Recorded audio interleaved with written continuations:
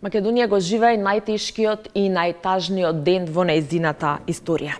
Завиена во црно, државата жали, Кочани, Лелека, регионот, Европа и светот сочувствуваат. 59 млади животи кои што катастрофално го загубија својот живот во импровизираната дискотека на смртта Пулс денеска беа погребани.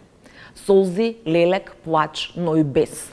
Како државата, која што 30 години себе си се нарекува држава, дозволи во еден импровизиран објект, за кој што над 15 години сите знаеле дека постои, но сите молчеле, да се изгубат во една ноќ толку млади животи.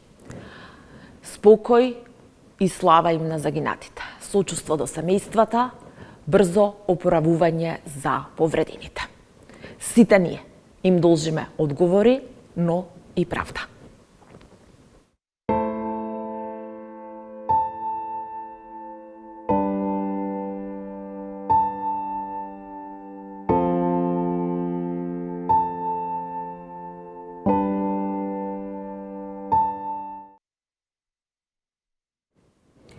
Токму затоа, за одговорноста и правдата, меѓутоа и како убива корупцијата во една држава, митото, криминалот.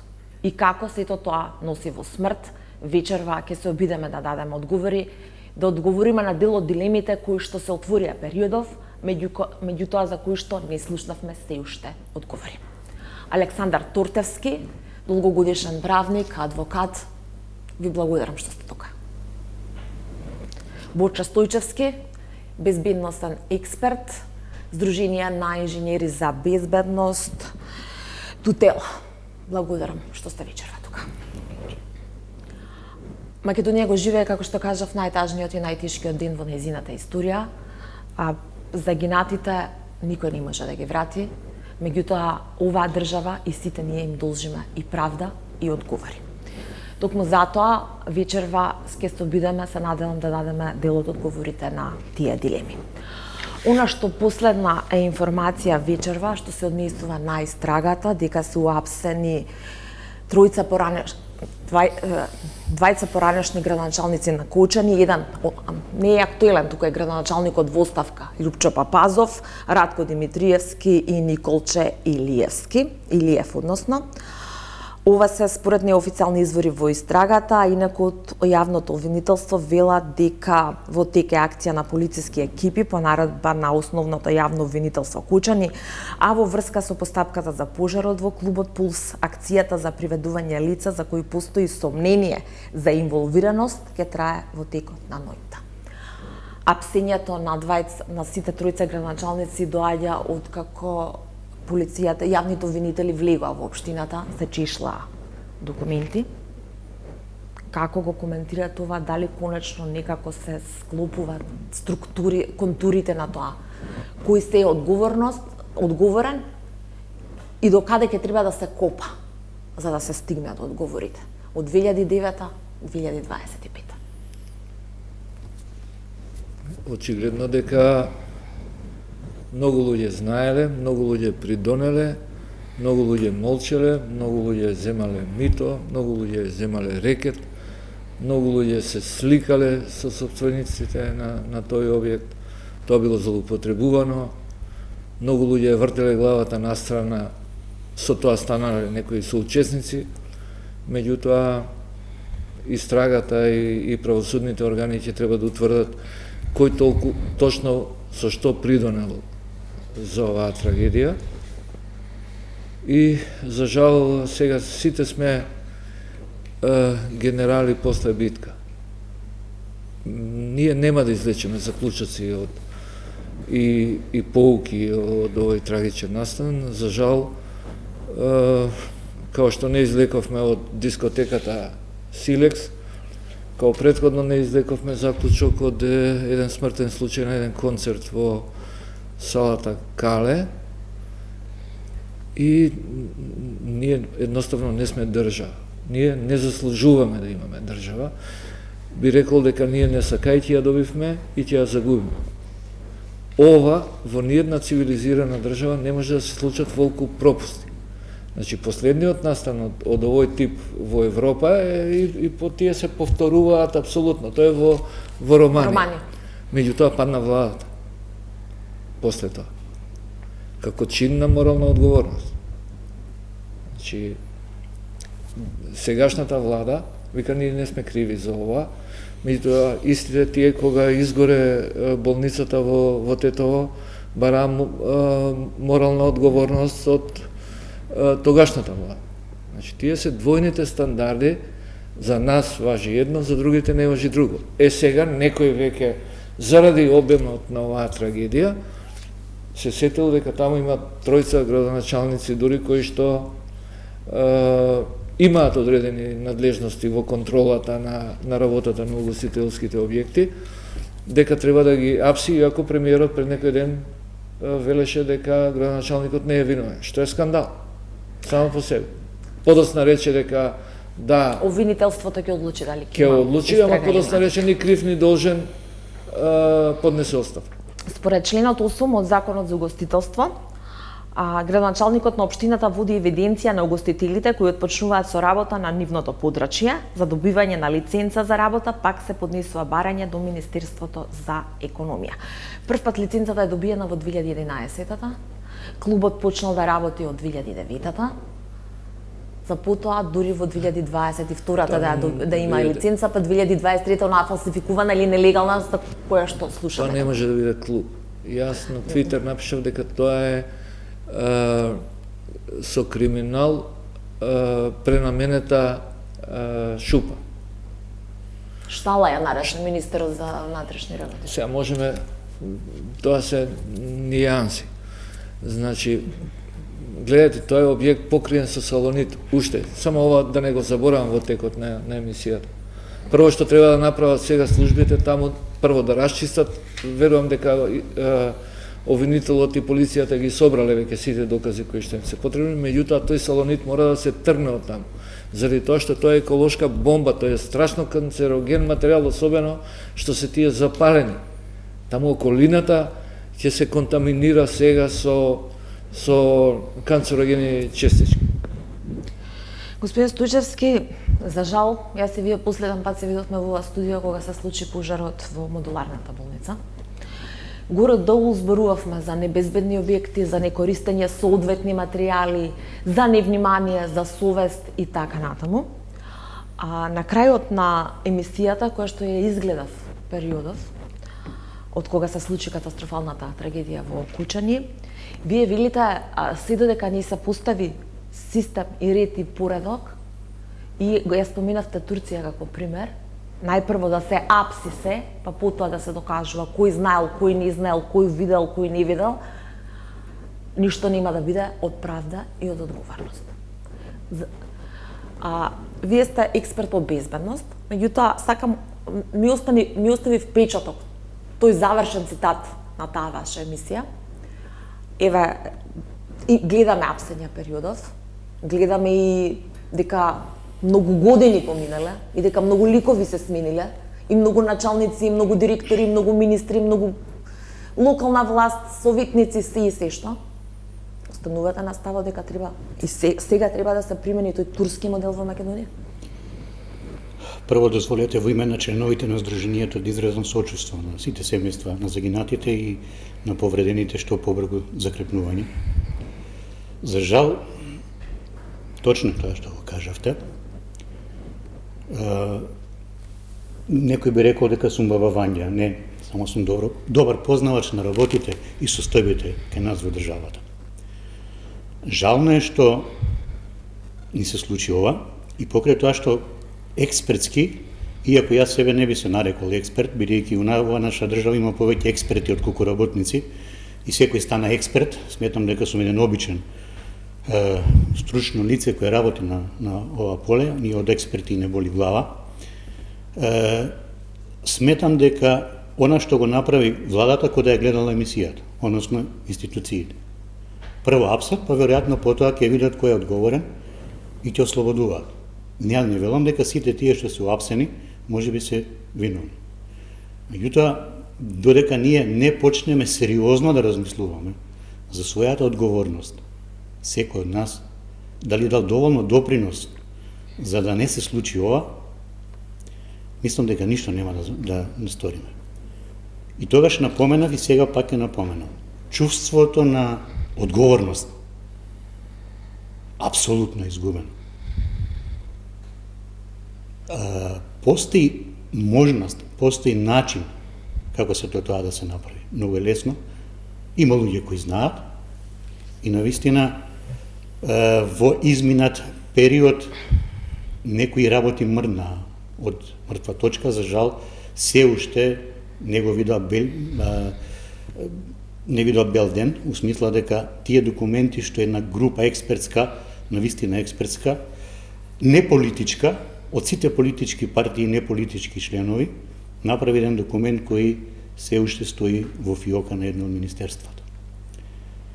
Предпоставам зборувате за измени на закон за безбедност и за здравје. Зборуваме за нов закон, значи не на измени, каде што таа група која работеше направи целосно согледување на состојбата, вклучувајќи ги сите чинители во оваа област.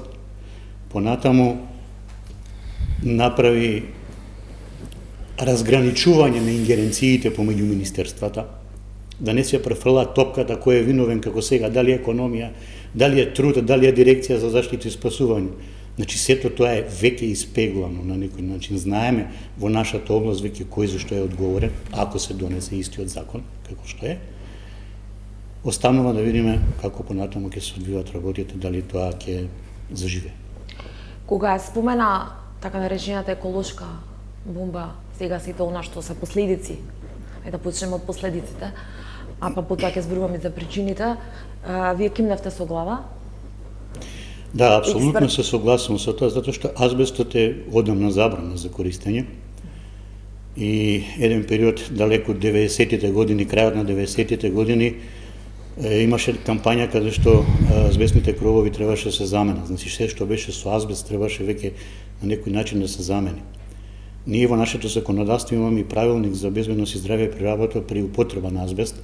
Значи, она што требаше да се примени како модул при отстранување на азбестот, меѓутоа и таков како што е неприменлив, затоа што кај нас најчесто се оди на слепо припишување на она што е европска директива.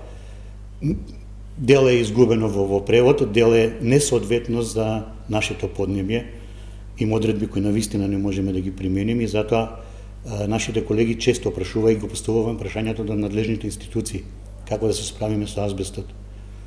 Немаме одговори ден денес, се додека не дојде до промена на тој документ. А точно е, азбестот е тој што останува трајно, посебно кога се работи во честички, додека е компактен материјал и може и нема да имаме проблем. Меѓутоа при негово отстранување, при негово кршење, при негово девалвација на високи температури, тие честички се разлетуваат на секаде и остануваат. Значи ние сега може да имаме и индиректни. Секако. Луѓе што ќе имаат здравствени последици, сите тие што биле на увид, екипите што работеле таму. Само едно влакно од азбестот е доволно да започне процес на развивање на канцер. Азбестоза. Да. Значи едно вдишување. Едно влакно. А значи пред некој ден бе во општина Кисела вода. Општина Кисела вода работи уште во еден таков објект, од времен објект од 63-та година и уште ги има тие. Меѓутоа да не бегаме многу од темата. Мислам дека азбестот не е баш. Апсолутно. Меѓутоа е последица, една од последиците од сето тоа што ни се случува. Тоа е нашиот јавашлук. Ова е резултат на нашиот јавашлук, на нашата површност, на нашата корумпираност, на нашиот системна неодговорност и на вртење глава. Значи, оваа дискотека можел да затвори било кој судија, затоа што има легитимација и има право да реагира. Било кој полицаец. Меѓутоа, она нашето, имам човек во општина, имам човек во министерство, врските, знаеш ли кој сум јас, сликите со премиерите, со министрите, покажување во кампања таму собирање во вакви објекти да ручаат џабе. Сето тоа е нешто што сега го плаќаме на најскапиот можен начин и за жал Цената ја платија оние кои што не учествувале во изградба на овој систем. Тоа е нашата трагедија. Секогаш е рече си така. Душица, кога сме тука, само на дан дополнам. Читам предлози за багери, за рушење и така натаму и така натаму. Отстранувањето на тој шут што е таму треба да биде под сериозен надзор. Мора да се одвои овој канцероген материјал.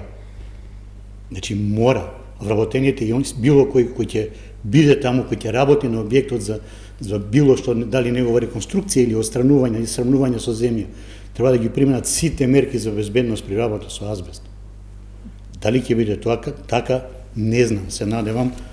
Ние како професионално здружение стоиме на располагање за сите оние кои ги интересира како тоа да го направат, бидејќи ние во нашава држава на време имавме обука од Франција посебна за правилникот за азбест. Ви сконтактира никој до сега? Не. Добро, увидите и Секако. беа речи си довчера. Меѓутоа, гледајќи ги луѓето како се движат низ тој објект и не свесни за што, со што вдишуваат таму, мислам дека треба сериозно да размислиме колкава ни е свеста за безбедноста, лична и колективна. Ова веднаш требаше да реагираат министерства, значи Министерство за здравство, инспектори, значи меѓутоа пак да не отидеме премногу далеко од темата, меѓутоа многу сериозно прашање тоа, ама не е тема овдека. Министерството за здравство денеска ги објави мињата на 59 загинати. Јавното обвинителство ги објави годините и бројката, 6 малолетници, тројца од 16 години, тројца од 17 години. Највозрастниот меѓу починатите имал 48 години. 6 малолетници. Јавна тајна е тоа, дека тоа се случува и сите надлежни замижуваат за некој таму направи поголем профит. Ова е цена на алчноста и на корумпираноста и на неказнивост. Значи, објект, еве, господинот подобро го знае тоа, колку знаете вие за смртни случаи во магазини со оружје во Македонија или во Европа? Не знаете. Нема. Значи, таму се почитуваат стандардите.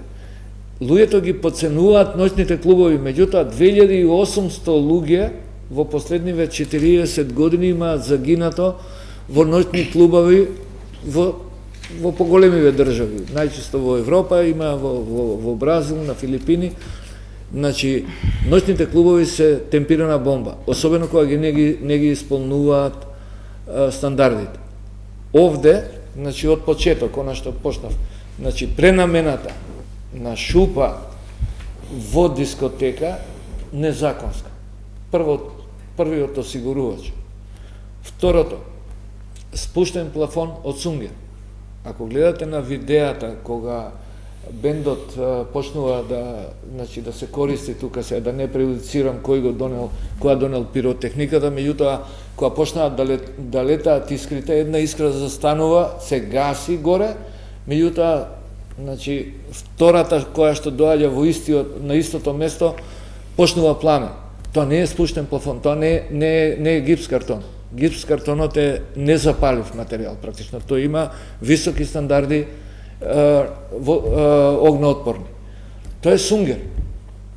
Мислам дека е сунгер. Не сум јас експерт, меѓутоа не може од таква искра. Трето, во затворена просторија. Кажа и обвинителот дека имало сунгер. Имате студена пиротехника, која што не развива температура, меѓутоа таа е поскапа. Значи, дискотеката, 2 излези требало уште да има по сите стандарди кои што се отвараат на надвор. Го немаме тоа. Немаме ниту еден елемент. Тоа со години функционира, тоа го гледаат полицајци што доаѓале да вршат контрола, меѓутоа, многу веројатно дека нив најчесто им било да испијат една пијачка, 2 со пријателите таму, со собственикот на клубот. После не се знае кој е собственик таму, се даваат вакви клубови на менаџери кои ги менаџираат, па зимаат пари. Ова е нешто што е блокирано, со блокирана сметка 3 години, ова нема влез таму, не се знае. Овој објект не може да има 500 луѓе во тој момент, по ниеден стандард.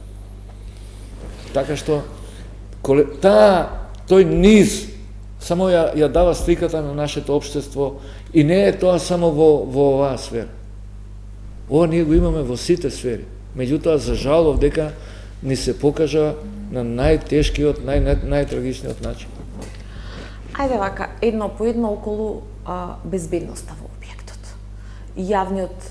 Државниот јавен обвинител на таа вечерната пресконференција, каде што ги сумираше детално сите наоди од увидот, меѓутоа и сите денови потоа, посочува дека денеска за српска политика вели на хартија сите прописи и закони биле запазени, меѓутоа внатре од сето тоа немало ништо. Еден влез, еден излез, безспореден влез, го загатнавме сунгерот, ниски тавани, врата спореден влез, врата затворена со катанец и еден куп други неправилности. Тоа само по себе, вака како што го слушаме, делувало дека е темпирана бомба. Многу темпирани бомби имаме во државата, верувајте ми. Многу. Премногу. За жал ова експлодираше и за жал тука имавме млади луѓе, значи она што е едината на државата. Дали имало се на хартија, навистина не знам. Значи, нит сум погледнал хартиите, нит ништо. Освен фалсификуваните лиценци, да? Да, значи, не можам да коментирам дали било се. Меѓутоа дека системот што постои се уште не е функционален и е катастрофален, стои.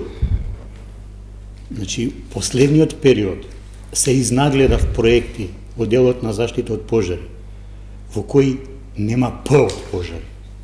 Се е тоа копи-пейст документација. И тоа е од овластени архитекти од комората, каде што на вистина правилата на игра се такви пропишани. Значи, не ги обвинувам тие од комора. Правилата на игра се дека ти треба да прикажеш дека си работел на проект како соработник на три проекта. И врз основа на тоа ти добиваш овластување за проектирање. Секој може да ти го напише тоа. И тој утре треба да проектира објекти од А категорија. А категорија е објект и кога имаме нешто заштитено подрачје. Куќа? Да, ова е во стамбено место. Дискотекава била во стамбено место. И сега тој ќе треба да проектира енергетски објекти, ќе треба да проектира дискотеки, ќе треба да проектира и што ја знам.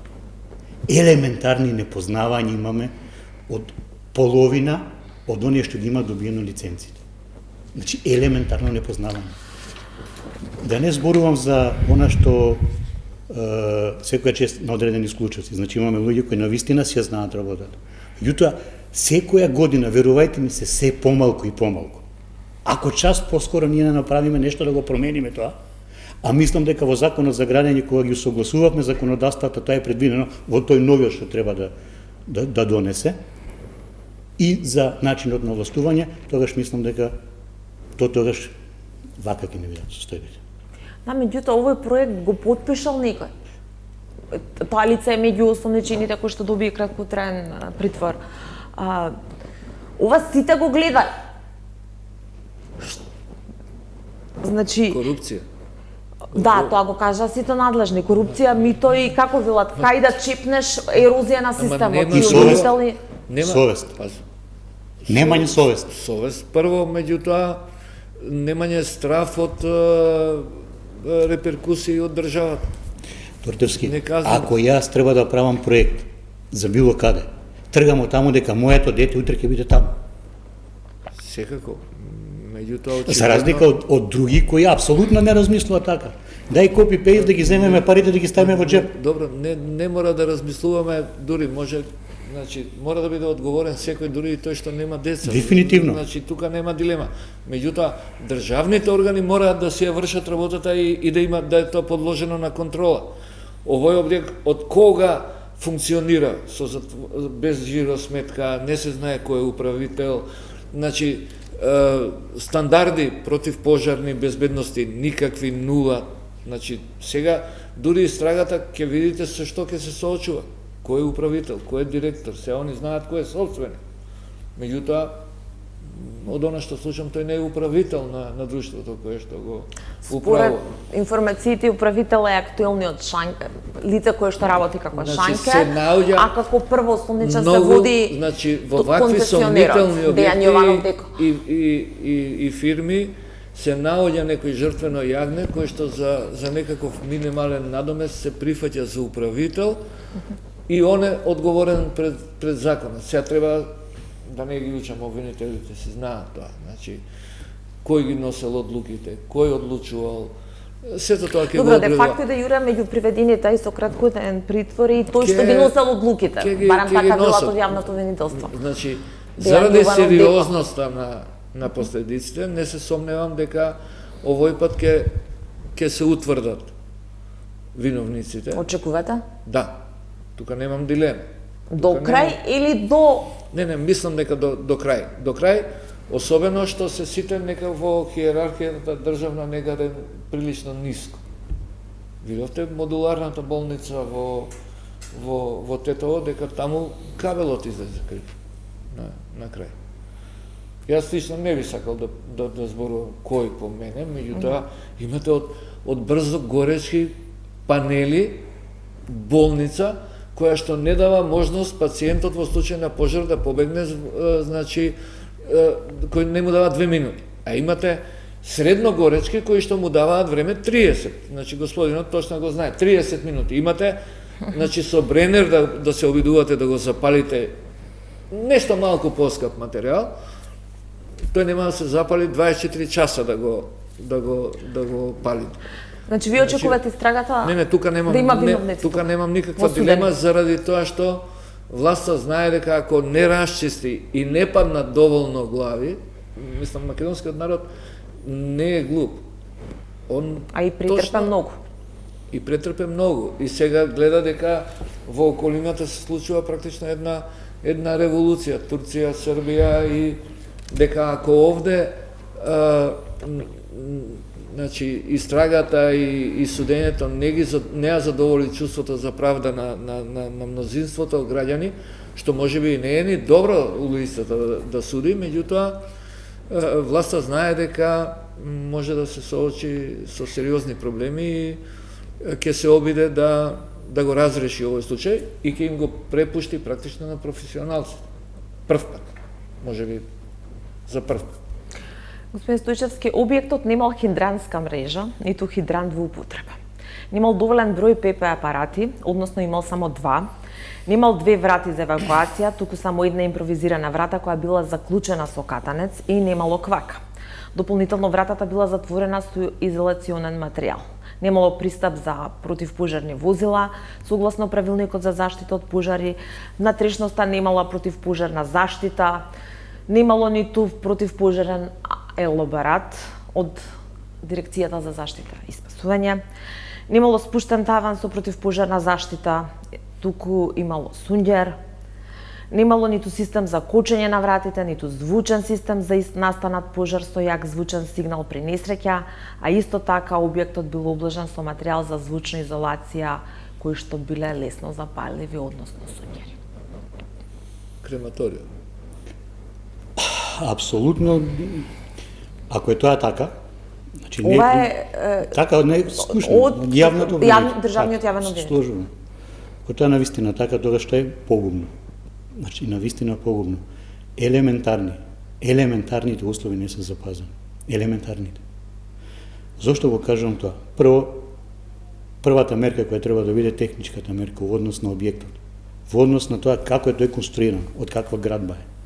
Понатаму, треба да видиме, нели, да биде од материјал кој не е запалив, бидејќи тоа е јавен објект, кај што имаме многу луѓе, имаме собир на луѓе, многу, масовно. Понатаму, треба да се предвиди што во дадена ситуација. Значи, мора прво да се предвидат евакуација. Мора да се предвидат патишта, мора да се предвидат луѓе кои треба да ги користат средствата за гасење, доколку ги има, гледаме дека ги нема. Верувам дека ако имало хидрант, некој од можеби што знаел, ќе се обидел да го изгаси и ќе биде многу, последиците не би биле толкави катастрофални. И можеби денеска не би зборувале за тоа. Меѓутоа, за жал, објектот немал елементарни услови за таков објект, не само за таков објект, за било кој објект кој би требало да се извршува дејност. Тој уште се води како објект за лесна индустрија. Значи, во однос на бројот на луѓе што може да бидат внатре, во однос на димензиите на просторот, ние мора да предвидиме растојанија за евакуација. И тие растојанија зависат од тоа кои претходно мерки се премените, дали имаме систем, проектирано систем за детекција на пожар, дали имаме систем за гасење. Што повеќе мерки, патот за евакуација може да биде подолг и може да имаме помалку врати. Меѓутоа, кога што немаме никакви технички мерки, значи тоа треба да биде многу лесно и брзо за бегање.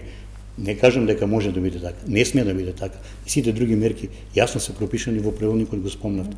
Многу ми е жал што Комора на инженери и архитекти има постапка за нов правилник за заштита од пожари, евакуација и спасување и опасни материи, не знам точно како беше назива. И тој го разгледуваат сите и никако да биде донесен. Зошто?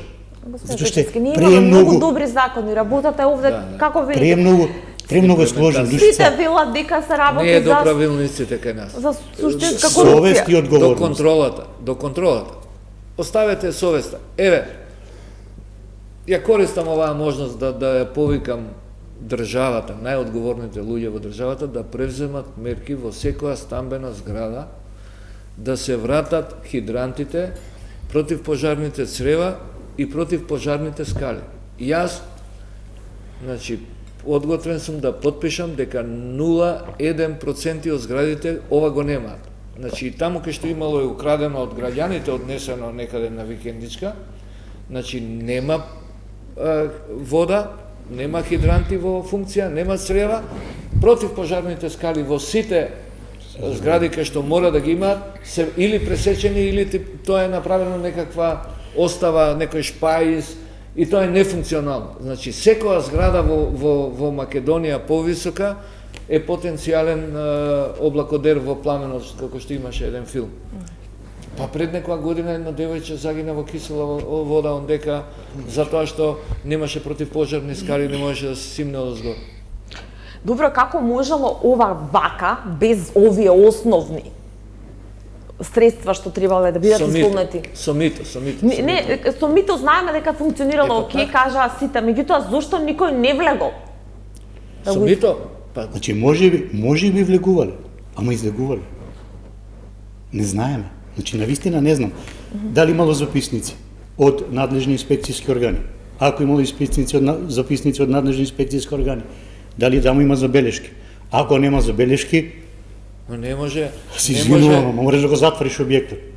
Не може да имало некој да дојде да види дека горе има сунгера, а тоа има покажува лиценца за кабаре. Не може сунгер на место обичен гипс картон. Обичен гипс картон во случајов ќе го спречи пожарот. Значи, мора, и тоа е некој ако бил и не направил записник, треба да одговара. Ако не бил, треба да се постави прашање зошто не бил толку време. Верувајте ми дека имаме одговори на многу тие прашања. Значи, навистина проблемот е многу комплексен.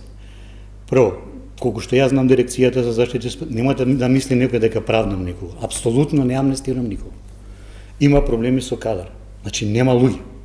Второ, нема доволна едукација. Значи, оно што треба да се обезбеди. Зошто е така? Не навлегувам у тоа.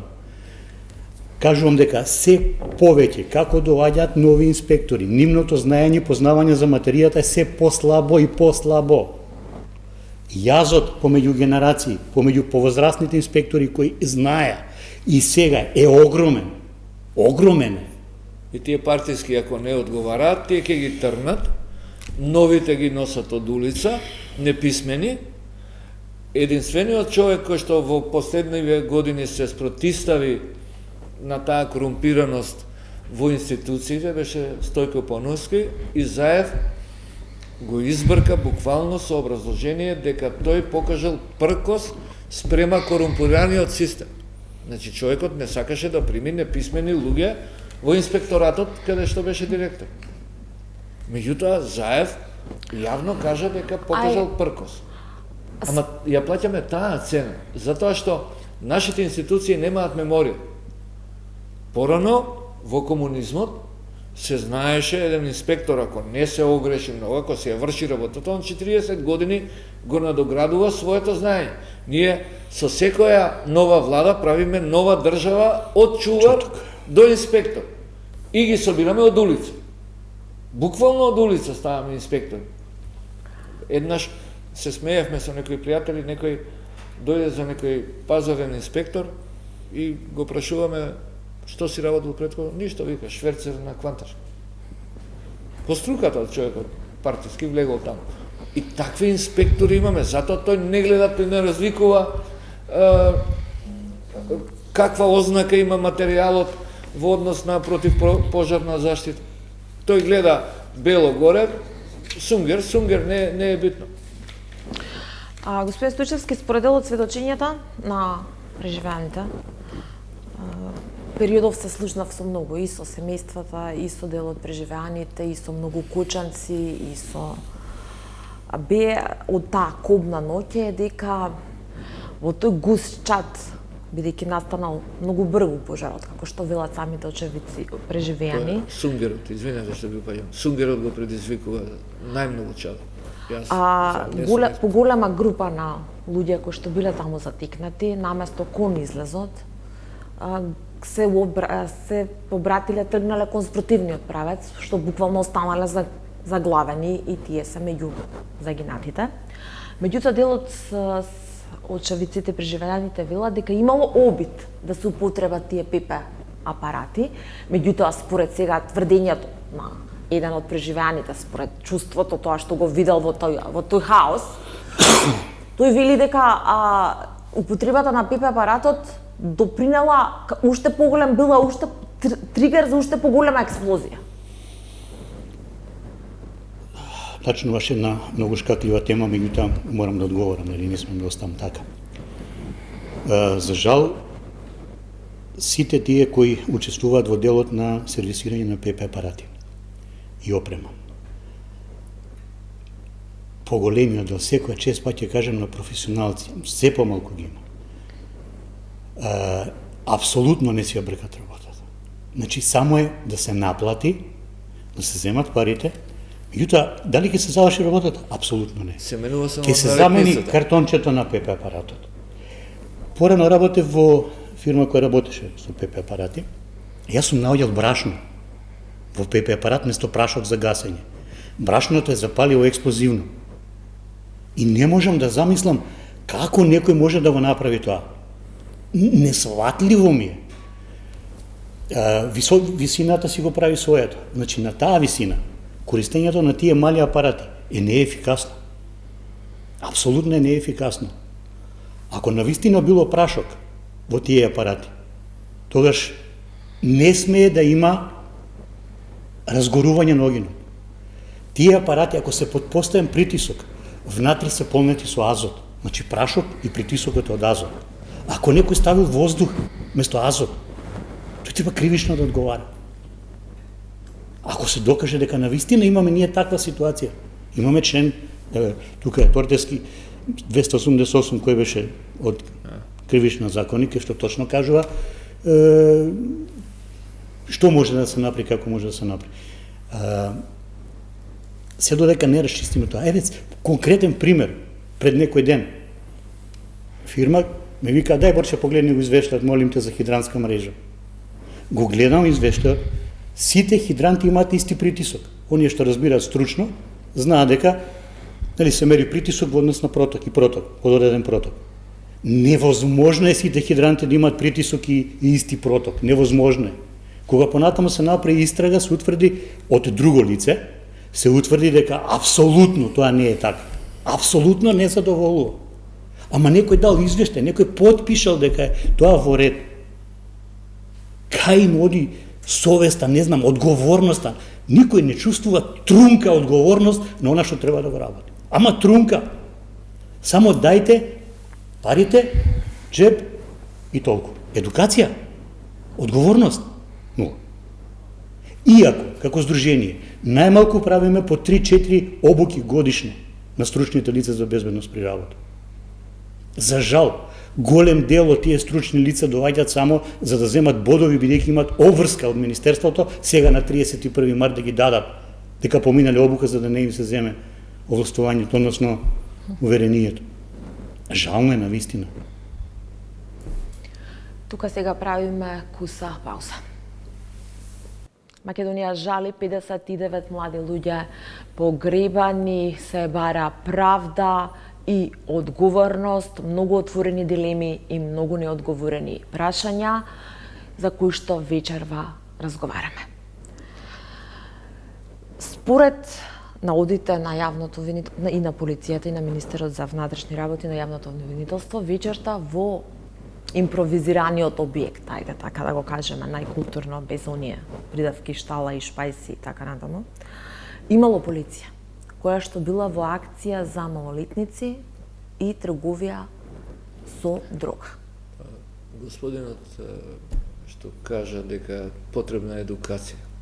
Тие кога влегле полицајците, вајда знаеле кај влегува? Значи, они знаеле, меѓутоа не се едуцирани дека они имаат право да реагираат ако видат дека објектот не ги исполнува стандардите. Полицајцот, еден обичен позорникар во комунизмот, тоа знаеше да го разликува. Забрането, незаконски и дека негова должност е тоа да реагира. Требало ли да реагираат? Морале да реагираат. Морале да реагираат. Меѓутоа не само они имало, веројатно имало 50 на контроли. Таму. Нас не се случи еднаш во Словенија, со возилото кое што бевме некој дефект, почна да дими, обичен позорникар, полицајец, не запра, не случи сообраќај, ни викна штеб служба, вика не можете вие да загадувате во Словенија, позорникар. Тоа кај нас го нема таа свест, она што почнав да го кажувам пред малку. Секој судија има легитимација со која што има право да го затвори овој објект. Секој обвинител. Никој во Македонија од независноста навака не го користи тоа. Гледаат депонии секој ден истурање, шут во река, ја врти главата настрана за тоа што тој е некој партиски функционер што може да предизвика да го избркаат од работа, да го разреши. Овде ни е потребна комплетна едукација, меѓутоа јас лично мислам дека ние немаме капацитет за држава. Мојата диагноза за оваа држава е дека ние немаме критична маса. Ние реагираме кога лично ние сме погодени, а инаку сакаме да го изигруваме системот. Од она имам човек во општина, имам човек во министерство, имам човек во влада, он ќе ни заврши работа, не мораш сега тука, зашто толку пари да правиш за уште еден излез, за два излези. Ама имало малолетници.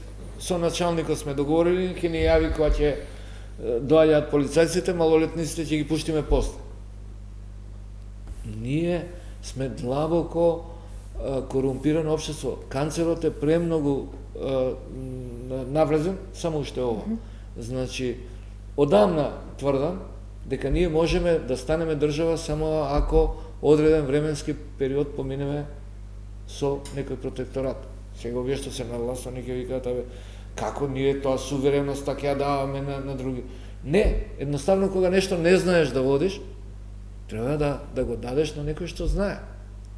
Ние немаме капацитет да го решиме. Ние сме, да, и Словенија премало општество, они се знаат исто, веројатно како себе, меѓу себе, меѓутоа, они реагираат за општото добро. Они не го ставаат на прво место сопствениот интерес. Да го украде ПП апаратот, да го украде противпожарното црево. Значи, не сум оптимиста дека ние ќе ја сочуваме државата и очигледно дека не заслужува. Има ли основ за кривична одговорност на сите тие полицајци и началници СВР тип овера кочани беа разрешени, меѓутоа тие барем засега не се опфатени во ова процес. Да не прejudicирам, многу е глупо јас, значи го критикувам премиерот што кажува дека градоначалникот не е виновен и ова. Тоа е работа на државните органи, значи полицијата, они за сега и обвинителството добро ја вршат работата, треба да им дадеме поддршка, треба да им дадеме доверба. Јас сум убеден дека ќе истераат оваа работа, затоа што имаат знаење, а сега кој знаел треба да утврдува. Сега имате кривично дело се врши со сторување, имате со Несторување, токму тоа Значи сакам. имате се надевам дека и тоа ќе го имаат Го кажа предвид. обвинителот дека и постапуваат и по Апсолутно, непостапувањето. Апсолутно. Трагедијата е што ние реагираме само за ваков случај. Ние реагираме како она, ја знаете она наредната, не знам дали Итар-Пео или Насради Ноджа, што многу ги карал децата и ги тепал пред да ги скршат стомните. Ние за жал превентивно никогаш не дигаме узбуна дека некој објект некаде не ги исполнува условите. Сите задолжени за негова контрола биле сретни да испијат некоја пијачка џабе таму и да го пуштат детето таму да се проведува со другарите и да не ја платат сметката. Тоа е корупцијата на тој начин. Не знаете зашто ве прашувам, бидејќи беше кажано настапот, ајде не е концерт, туку е настап, не бил пријавен, бил на диво, имало само 250 продадени влизници, имало 500 лица внатре и имаш 4 полицајци. Кои што немаат никаква реакција, да, тие реагирале за тоа што биле дојдени според наредба за трговија со друга и малолетници, меѓутоа никаква друга реакција околу просторот, околу настанот во кој што се нашли, па на крајот на денот и за тие прскалки. Дали требало да бидат таму или не требало да бидат таму? Јас сум сигурен Имаат ли надлежност? дека не се имаат надлежност, не се едуцирани. Не знаат дека треба да реагираат за тоа. Никој не им рекол. И плюс се плашат дека со тоа ќе предизвикаат некаков проблем, некој партиски функционер утре ќе им се јави, ќе им рече што сте го затвориле за прскалки 50 пати, они пуштаа прскалки, ама нигде не се запали. И тоа е проблемот, што полицајецот кога оди, он е малку, не малку, И не многу зборувам грч. само за тие што биле таму, зборувам за овие поминале началниците со години разрешени. што поминувале. Така. Нема човек во Кочани што не знаел за ова. Не е Кочани, Лас Вегас или Њу Йорк сега на крајот И на нема денот. човек што не знаел дека не ги исполнува стандардите. Нема. Да не се лаже. Ај околу прскалките. Какви се какви се врските за тие прскалки, бидејќи нели првичните информации се дека пожарот настанал од прскалките. Беше кажано дека тие биле прскалки кои што морало се пуштале, се употребувале, тавано требало да биде 8 метри. Тука не ги исполнувале ни тие услови. Има ли посебни законски одредби како се користат, кога се користат според вас од прскалките? Прскалките ли се тригерот за целото тоа? Не би можел да навлегувам дали е тоа Добро, од нив. видеата се гледа. Така. Ја видов снимката. И обвинителството е таа. Ја видов секако, ја гледав снимката. Настука е Не можам да заклучам дали е тоа навистина така. Да, насочува дека тоа така. Има прописи за тоа. Точно како треба да се користи тоа, под кои услови треба да се користи, не е постапено на тој начин. Кои висини се зависи од типот на прскалките. Значи, секоја прскалка и секоја она што е пиротехнички материјал има упатство за користење, кој ние кој ќе го извадиме од било каде, си палиме огин со него или го фрламе у прва корпа, а тоа е најважното нешто за да знаеме што треба да направиме и како треба да го користиме тој, и тоа треба да се користи од лица кои се обучени за тоа и имаат овластување. Значи посебна обука има и за користење на пиротехничките средства. Да, ако ви кажам дека во нашава држава во однос на пиротехника има многу малку луѓе, особено во инспекторатите, кај што треба, што е надлежен за таа работа. Сите оние кои претходно беа добро едуцирани веќе се отидени во пензија. Останаа само уште неколку луѓе. Ако ние час поскоро не направиме луѓе, да ги пратиме некаде на едукација, ние ќе станеме и без тој кадар. Ќе нема кој да не заврши работата. Ќе најдеме негде бомба, ќе нема кој да демонтира. Колку вакви прскалки може да се користат во ваков простор? Не може во затворен простор, вреди. Мислам, не сум сигурен точно, меѓутоа од она што читав деновиве, жешките прскалки не смеат да се користат во затворен простор. Апсолутно. Затоа што тој простор е налицкан со завеси, се е тоа од пластика. Пластиката е Нафта. хипер нафта. Таа се прави од нафта. Тоа е хипер запалив. И таму имате едно чудо, светлуцави значи тапацири, завеси за да се покрие тоа дека е некоја шупа, да се создаде една визуелна представа дека се во некаков раскошен објект, меѓутоа материјалите се апсолутно запаливи. Прскалките во затворен простор мораат да бидат од ладните, тие се поскапи. Меѓутоа, ако е пријавен настанот, мора да има значи мора да биде пријавен дека ќе има прскалки, дека ќе има огномет, огнометот мора да го води стручно лице. И тој веќе знае дека мора во овој простор да има ладни прскалки и тој ќе види дека горе има сунгера, дека тоа не е ни гипс картон. Обичен гипс картон ќе го спречува. Господин Сојчев? Апсолутно се сложувам. Според информациите од Дирекцијата за заштита и спасување немало ни елаборат, немало ни пријава дека се случува таков настан, дека нели на поголеми слободи треба да има противпожарно возило, возило на брза помош. Се извинувам. А кој да даде кога субјектот не постои? Нема правно лице таму, нема субјект. Тоа е, знаете, како вие да барате дозвола за работа од дилер со дрога. Ова е незаконски производ, ова е незаконско производство, ова е самото функционирање на овој објект е незаконско. И сега ние зборуваме немало пријава. Кој да е пријава? Кој таму нема директор? Не имаме сериозен проблем во овој дел и тоа одамна го констатиравме, меѓутоа се уште не останува како таков.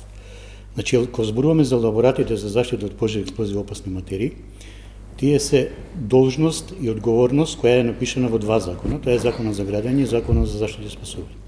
Во Законот за градење точно е напишано за кои објекти не треба да има лаборат, тоа е за домување, од мал капацитет за индивидуално домување и до јавни објекти до 25 капацитет до 25 луѓе. Тие лаборати треба да бидат изготвувани од проектантски куќи и тие се изготвуваат при градење на објект, пренамена или реконструкција или адаптација на објектот. И сега, ако објектот се пренаменува, реконструира, тогаш тој што го прави тоа, Минатата година имало реконструкција. Има обврска да приложи таков елаборат. Тој елаборат општината треба да го даде во Дирекција за заштита и спасување на мислење. Во Законот за заштита и спасување стои истото ова што го зборува, со тоа што е малку видоизменето. Сега, ако некој има постоечки стар објект и не прави реконструкција и го изгубил стариот елаборат за заштита од пожари, нема начин како да достави нов елаборат за заштита од пожари. Мејте имало минатата година имало реконструкција. Апсолутно, меѓутоа не знаеме дали таа реконструкција е легализирана, дали е легална, дали е постапено согласно. Од Дирекцијата за спасување велат нема никаков. Дали на собир, настап, концерт, како и да сакате да го наречеме тоа што се случило вечерта, настапот на ДНК, на кој што присуствуваат 500 луѓе.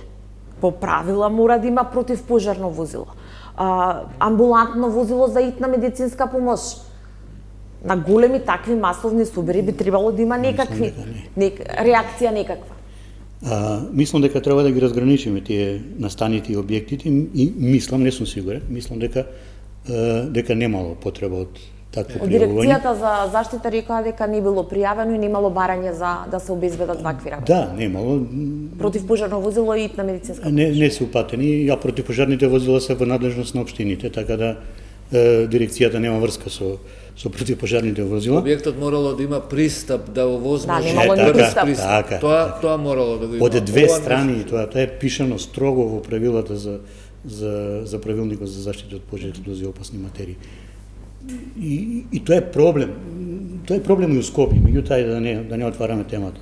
Тоа е веќе. Па и таа кажа инспекцијата колку има на ниво на Македонија, 12, колку има важечки лиценци. Не зборувам само за тие објекти, зборувам генерално, не зборувам и за стамбени објекти, зборувам и за деловни објекти и така натаму. Генерално.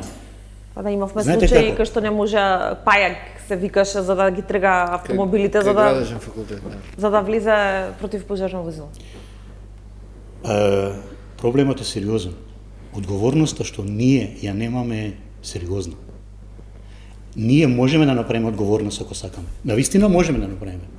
Камшикот е нешто што е за одговорност. Ако не знам ја да бидам одговорен, некој ќе ме натера да бидам одговорен, затоа што знам дека утре ако направам нешто ќе ми се случи. Меѓутоа, од нашето несторување и поминување, ненормалното го направивме во нормално. И ако вие постапувате сега нормално како што треба, вие сте ненормален. Зашто? Затоа што годините низ пракса ние добра, чекај, застани. Па ти не си нормален. Па гледај га сите така прават. Па што е со тебе? Ти размислуваш ни малце. И тоа нормално што треба да биде, ние го претворивме во ненормално од ден за ден. Секој ден. Како повеќе чекаме, се повеќе ненормално. Појдете од сообраќајот, да не зборувам понатаму, да го гледаме сите. Квалификацијата за сега е тешки дела против општата сигурност. Нели тука има и корупција, и миток, има дополнително несовесно работење и така натаму во службата. Таа ли е квалификацијата? Па, апсолутно таа е. Меѓутоа, тука може да има и злоупотреби кај функционери кои што сега, ако утврди истрагата дека со подкуп некој замежал па издал дозвола, треба да се утврди една многу битна околност тука, кој со друг архивски број лиценцата ја направил да изгледа дека е оригинал. Таа е фалсификувана заради содржината. Инаку по обликот и по сите битни елементи за лаик таа е важечки изгледа. Значи, ако се види, ако се утврди дека некој зимал мито за да ја издаде и да ја запише таму, тоа веќе е примање подкуп, злоупотреба на службена положба, едно чудо кривични дела. Се надевам дека ќе отидат и во таа насока. Сега треба заради јавноста они ќе бидат под притисок и на времето. Премногу луѓе ако се создаде во еден предмет и многу кривични дела, јавноста ќе има чувство дека ова се разводнува и под тој притисок ќе отидат веројатно побрзо него што отколку што им треба и нешто ќе испуштат. Меѓутоа сега за сега мислам дека добро работат и покажуваат дека знаат. И јас секогаш тврдам дека обвинителите наши се многу солидна за наши услови институции. Меѓутоа се под постојан притисок од јавноста, од власта, од високи функционери. Таму има многу добар кадар што може да ја избрка оваа работа. А околу лиценцата малку. Нели фалсификувана лиценца, меѓутоа вели Туртевски истата содржина и она што е бројчето на лиценцата. Секоја лиценца ли има посебно бројче, така? Ова е идентично на таа претходната со актуелната. Односно, веќе не е ни актуелна, истекла во 2024. Може би ќе кажам нешто што не треба, меѓутоа сепак не можам да се воздржам. Знаете колку имам видено фалсификувани документи електронски и не можам да ги добијам во тврда копија за да можам да покренам предмет. Затоа што тоа електронски може да исчезне многу лесно и го нема. Ќе го најде полиција ако сака. И е проблем. Ќе го најде ако е заинтересиран. Баш така. Сериозно во последно време се оди на фалсификување на, како да ви кажам, на уверение за обучен вработен, кој чини 600 денари по човек. Да не зборам за други фалсификати. Фалсификувани здравствени лекарски прегледи, кои чинат 1200 денари. И ние зборуваме дека некој за 7000 евра нема да направи електронски фалсификат. Меѓутоа до таму отидовме. Не го допревме дното. Поминавме надолу и сега не може да се вратиме назад, зашто капакот ни е ставен од озгора. Зошто некој за 7000 евра би фалсификувал лиценца, кога според некој неофицијално обвинувања за 7000 евра можел и да си условно, да си купи легална лиценца. Затоа што очигледно дека не ги исполнува условите и можеби не можел да добие. Никој не сакал да превземе на таква лиценца. Така. Значи логично е дека ако вие не поднесете барање и за тие пари добиете оригинал, тоа значи дека вие сте свесни дека не ги исполнувате условите, дека можеби некој ќе ве спречи во тоа и нема да ве даде лиценцата. Можеби имало обиди, не знам. за таква работа. Иако веќе не можам да го добијам тоа, многу лесно е електронски, меѓутоа пак ќе кажем, тоа е кривично дело.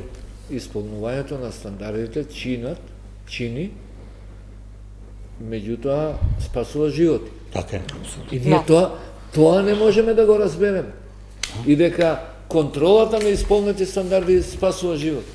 Овде очигледно не се зборува за тоа колку чинало, очигледно некој не сакал повеќе да вложи за да ги исполни стандардите. Значи полесно е да се даде 7000 евра за фалсификувана лиценца. Тоа е основниот проблем.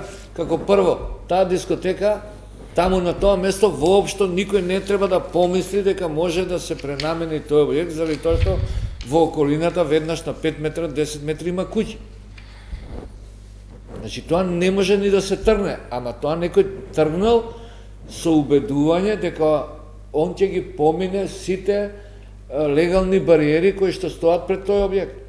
И дека ќе успее да добие лиценца, иако ќе стави сунгер, иако нема да има две врати, иако ќе пушта малолетници, ај тоа е после, меѓутоа, значи тој знае дека ќе успее да помине во овој систем корумпиран. Многу луѓе се опфатени и по вертикала и по хоризонтал. Па еве сега истрагата нека ги офати да ги видиме сите до еден таму седнати на обвинителна клупа. Имаме во делот тие лица кои што имаат краткотраен притвор, за кои што од утре веќе ќе треба да се знае дали се со статус осомничени, дали има истрага и дали ќе се бара ефективен притвор. Имаме поранешен министер за економија, Кришник Бектеши, поранешен директор на пазарниот инспекторат, Горан Трајковски, поранешен директор на дирекцијата за спасување Максути, Беке Максути. И сега имаме ситуација дека во декември 2024 таа дискотека, клуб, кабаре, импровизиран објект е затворен и има пломба од управата за јавни приходи. Веднаш во јануари го листав профилот на социјалните мрежи на дискотеката, веќе во јануари си има нормални активности таму. Самото симнување пломба е кривично дело. Каде е тука вината на актуелниот директор на пазарната? Зашто не влегна пазарна, ако некоја дискотека е пломбирана, а потоа работи, нели треба инспекција да влезе? Не само инспекција, и полиција, и УЈП која што го пломбирала затоа што не ги исполнувал врските. Тука нема никаква дилема. Сите овие институции се надлежни во ваков случај. Меѓутоа, сите затаиле очигледно. Очекувате да се најдат дел од истрагата и актуелните? Во сите овие институции што ги спомнавте? Секако треба да се види, значи, прво, кој ја симнал пломбата, кога ја симнале пломбата и кој ја донел одлуката и кој замижувал на тоа што објектот кој што дури е затворен, па сега некој го отворил со симнување на пломба.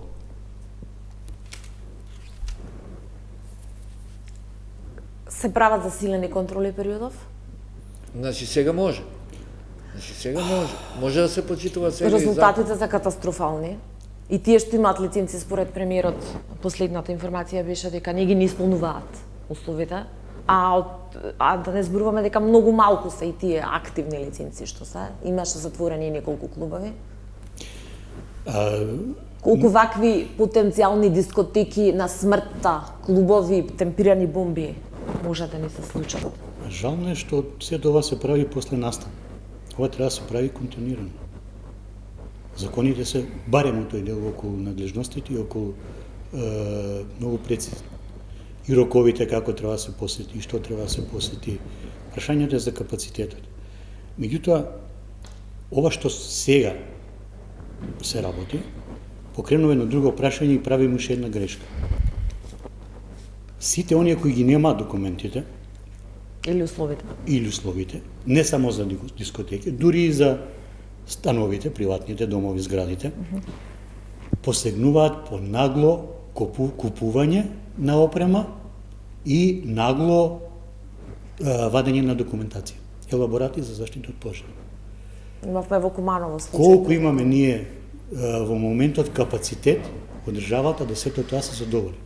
Се плашам дека тоа повторно ќе биде ресовска школа, copy-paste, за да се има некаков документ, и повторно ќе се направат превиди во нешто навистина треба реално да се согледа.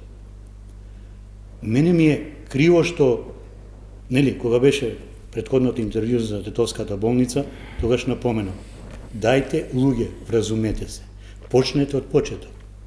Еве ја трагедијата. Средете си ги работите. Направете го како што треба за ваша безбедност. Никој после тоа имаше недела дена два како и сега. Ура, дај, и сега веќе после тоа се стиша. И сега повторно ја правиме ние истата грешка. Значи ние сме народ со кратко паметење или без паметење. Или не се сакаме себе, не знам.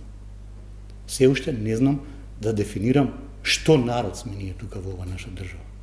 Кој јас знам дека таму може да ми се случи нешто, свесен сум, ама ајде, мене, ја толку пати сум го направил, како ќе ми се случи на мене? Па да, ама еднаш се случува. За жал кај нас не е еднаш.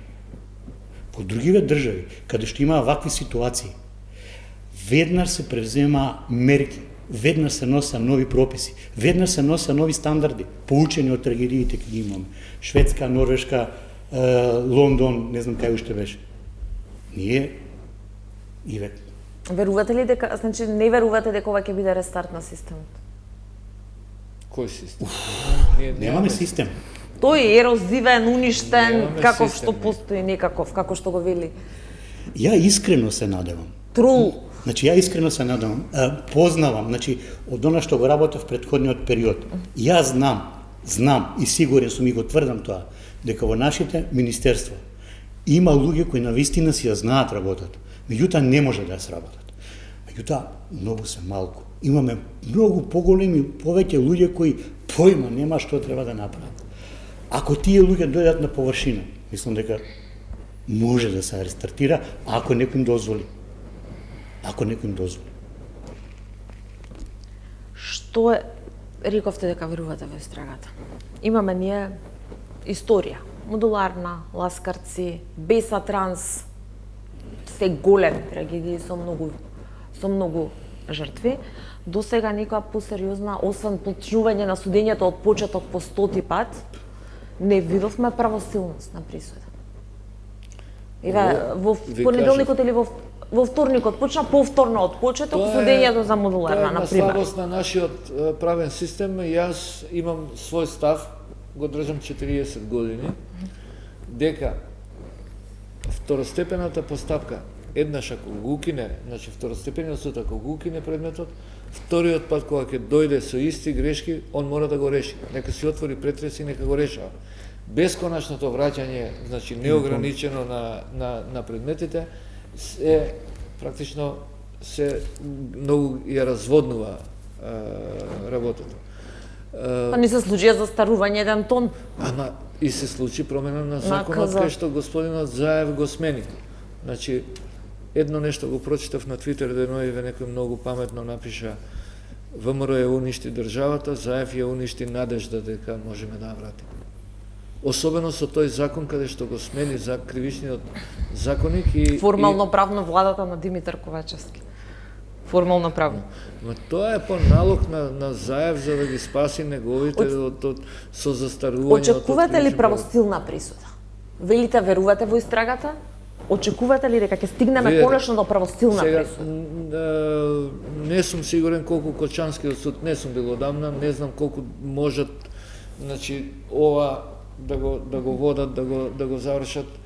Меѓутоа, јас очекувам правосилна пресуда, значи, што не сум сигурен дека овдека сите ќе добијат заслужена, некој ќе добие и повисока од тоа што заслужува, знаејќи го нашето значи, желба да задоволиме сега јавноста, меѓутоа овдека ќе има правосилна пресуда. Дали подосна, можеби Врховен суд ќе најде слабости, брзањето ќе направи можност, ќе даде можност за одредени грешки, а јавноста ќе бара брзо.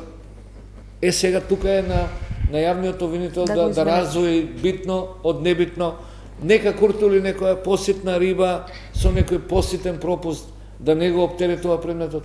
Нас значи оние змисколко предмети историски, јас ги водев сите тие. На почетокот им реков на обвинителите дека нема да успеат таму да добијат пресуда. Како? Со 71 обвинет не можете да изведете во коректно време еден предмет по нашиве закони се. Еден неуредно дошол, се одлага цело суде. Се разборел некој. Значи, Да, според нели обвинителот долната граница е 3 години, горна граница нема, може и до 20 да суди. значи ќе имаат време да го решат проблем. Јас тука ќе ви се заблагодарам затоа што вечерва на во ваков ден, вакви случувања седнавте тука да позборуваме отворено и да ги одговориме сите отворени дилеми. Ви благодарам што бевте тука. Почитувани, вам ви благодарам што бевте со Телевизија 24. Ние остануваме понатаму отворени да бараме одговори, но и да поставуваме прашања за сите дилеми околу катастрофалната трагедија во Окочани, која што ја зави Македонија во црно.